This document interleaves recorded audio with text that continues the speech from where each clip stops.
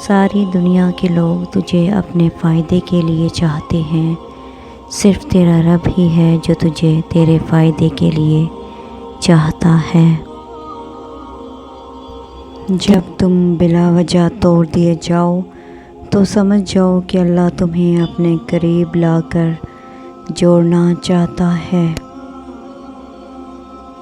خیال رکھنا کسی کی آنکھیں تمہاری وجہ سے نم نہ ہوں، کیونکہ تمہیں اس کے ہر آنسو کا حساب چکانا ہے۔ اپنا اچھا وقت ان لوگوں کو دیں جو برے وقت میں آپ کے ساتھ تھے۔ حضرت علی رضی اللہ تعالیٰ عنہ نے فرمایا، اللہ اس زبان سے نکلی ہوئی کوئی بھی دعا رد نہیں کرتا جو اللہ کے محبوب محمد صلی اللہ علیہ وسلم پر درود بھیجتا رہتا ہے۔ اللہ پاک نے جن لوگوں کو تمہاری زندگی سے نکال دیا ہے ان کی فکر مت کرو، اللہ وہ سب جانتا ہے جو تم نہیں جانتے۔ اللہ کی رضا میں راضی رہنا سیکھو، بہتر نہیں بہترین ملے گا۔ ہمیشہ خوش رہا کریں کیونکہ یہ بہترین انتقام ہے ان لوگوں سے جو آپ کو اداس دیکھنا چاہتے ہیں۔ اچھا انسان مطلبی نہیں ہوتا، بس وہ دور ہو جاتا ہے ان لوگوں سے جنہیں اس کی قدر نہیں ہوتی۔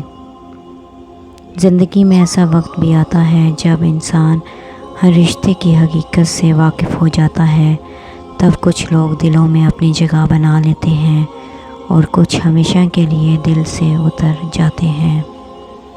صبر کرنے والے بڑے سکون میں رہتے ہیں کیونکہ وہ اپنا معاملہ اللہ پر چھوڑ دیتے ہیں۔ حضرت علی رضی اللہ تعالیٰ عنہ کا فرمان ہے کہ نصیب ہار جاتا ہے لیکن دعا جیت جاتی ہے، بس یقین کے ساتھ اللہ سے مانگتے رہو، وہ رب مایوس نہیں ہونے دے گا۔ چیزیں وقتی ہوتی ہیں، ٹوٹ جاتی ہیں، بکھر جاتی ہیں، رویے دائمی ہوتے ہیں، صدیوں تک اپنا اثر چھوڑ جاتے ہیں۔ اللہ تمہارے دل سے کسی چیز کا خیال تب تک نہیں نکالتا جب تک تمہارے دل میں اس کے ملنے کی گنجائش نہیں رکھتا۔ جو اپنے کسی مومن بھائی کی مشکل کو حل کرے گا، اللہ تعالیٰ قیامت کے دن اس کی مشکل کو حل کرے گا۔